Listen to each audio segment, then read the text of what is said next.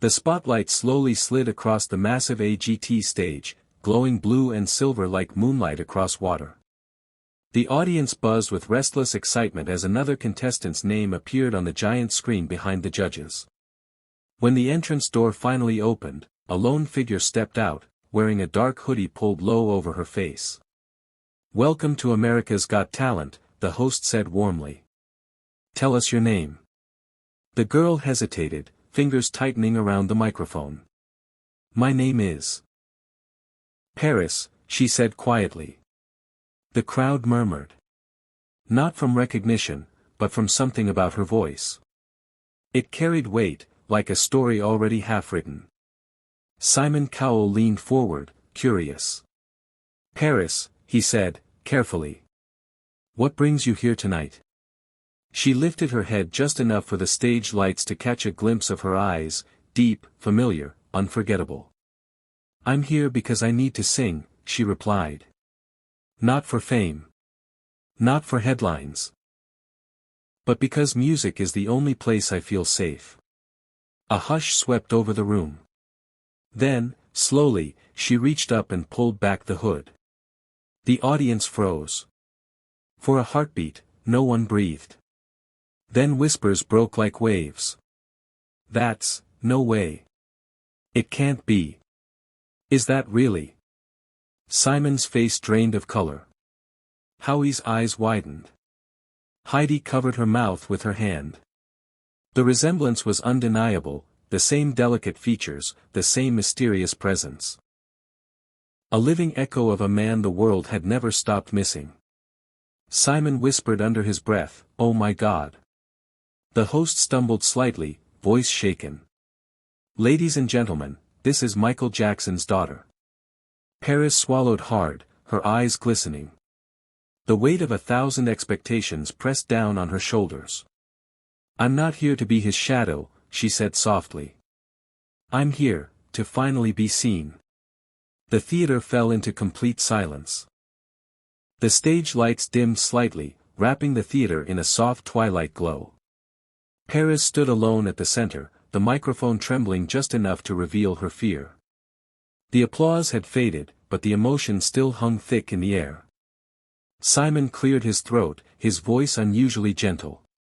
"Paris. I have to ask. Why now? Why this stage?" She swallowed and glanced down at her shoes, the glitter on the stage reflecting in her wet eyes. "Because I've spent my life being invisible," she whispered. "Everyone thinks being his daughter is a gift that makes everything easier. But sometimes, it makes you disappear." The audience leaned forward as one. She continued, her voice gaining strength. "When I was little, I watched the world love my father. But behind closed doors, I watched him disappear too. And when he was gone, so was my direction. I didn't know who I was without his name in front of mine." A woman in the audience sniffled loudly. Paris lifted her eyes to the judges. "I tried to be normal. I tried to be quiet. I tried to be strong. But the only time I ever feel real, is when I sing. When I sing, I remember him. Not the star. The dad." Simon pressed his lips together, nodding slowly. "Is the song tonight about him?" he asked. She hesitated, then nodded. "Yes. But it's also about me. About finding my own voice when his is gone." The music director raised a hand, waiting for her cue. Paris took one last breath and said quietly into the mic. "This is the first time I've ever sung this in public." The lights lowered further. A single spotlight captured her like a fragile flame in the dark. Her fingers loosened their grip on the microphone. And for the first time that night, she was ready to sing.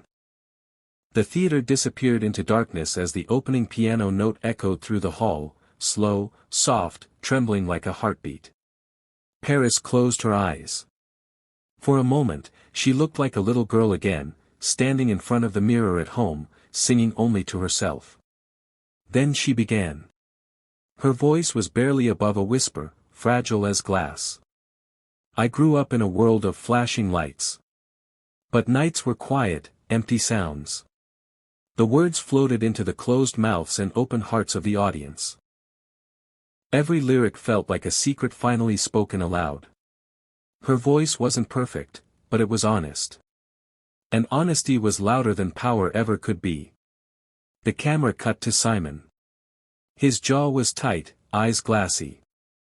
Paris lifted her chin and the song grew stronger. They saw a king, a golden crown. I saw a man who couldn't lie down. A soft gasp moved through the crowd. Her voice cracked on one note. She pulled away slightly from the mic, steadying her breath. The pianist followed her, matching every shake, every pause. The moment was raw and unscripted. You left too soon, you left too fast. Now I'm learning how to outlast. In the audience, a man wiped his eyes. A young girl clutched her mother's arm. Even the camera crew looked undone. Paris opened her eyes for the chorus. If I'm standing in your light tonight, it's because you taught me how to shine. It was no longer just a song. It was a goodbye. A confession. A promise. Her voice rose higher, but never lost its ache. I'm still your child, I'm still your song. I'm learning how to be strong. The final note trembled, then vanished into silence. No one clapped. No one breathed. The room was frozen, suspended in heartbreak. And Simon Cowell slowly lifted his hand to his face. The silence after the final note was heavier than sound. It pressed against the walls, against the hearts of everyone inside the theater. Paris stood still, her hands frozen around the microphone, afraid that if she moved, the moment might shatter. Then a single shaky breath came from the judges' table.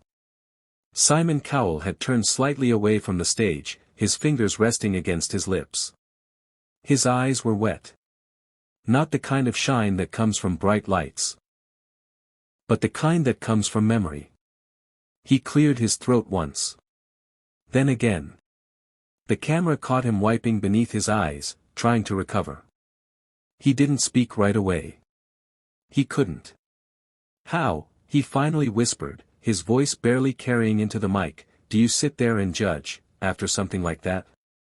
The audience stirred, soft and emotional. Paris looked down, afraid she had done something wrong. Simon leaned forward, his hands now folded in front of him like a man in prayer. I've heard thousands of singers, he said. Some technically perfect. Some loud. Some unforgettable. His voice cracked. He stopped. Closed his eyes. Took a breath. But you, he continued, you didn't sing to impress us. You sang to survive. And that's something no vocal coach can teach. A tear rolled freely down his cheek now. He didn't hide it. I lost my father too, Simon added quietly. And when you sang, you didn't just tell your story. You told mine. The audience broke into gentle applause, respectful, emotional. Simon looked directly at her. You came here carrying a name the world worships, he said. But tonight, you made us listen to yours. Paris's chin trembled. She wiped her eyes quickly, trying to stay composed, but they kept falling. Simon stood slowly. And the crowd, sensing something monumental, rose with him. The air changed. Something legendary was about to happen. Simon stood in silence for one long second, as if the weight of the world rested on his shoulders. The theater was so quiet you could hear someone breathing in the audience. Paris looked up at him, eyes wide, heart pounding. She thought the moment was over. It wasn't. Simon slowly turned and looked toward the glowing gold button at the center of the judge's desk. The audience realized before she did. Whispers turned into gasps. No way. He's going to. Is he really? Simon placed his hand over the button but didn't press it yet. Paris, he said, his voice steady but thick with emotion, talent is everywhere. But truth like that, is rare. What you gave us tonight wasn't a performance. It was a gift. Paris shook her head, overwhelmed. Thank you, but... He interrupted gently, smiling for the first time. You came onto this stage trying to be brave. I want you to leave this stage knowing you already are. Then. He slammed the golden buzzer. Boom. Golden confetti exploded into the air, pouring down like a storm of stars. The crowd leapt to their feet, screaming, clapping, crying all at once. The music swelled as shimmering gold rained over her trembling shoulders. Paris dropped to her knees, her hands covering her mouth as sobs broke free. She looked up through falling gold, eyes searching the ceiling like she might see her father watching. Dad, she whispered. Simon walked around the desk and onto the stage. He helped her to her feet and wrapped her in a gentle hug. You're not alone anymore, he said. Gold continued to fall. And as the lights blazed brighter than ever, Paris stood not as a legend's daughter, but as a star being born.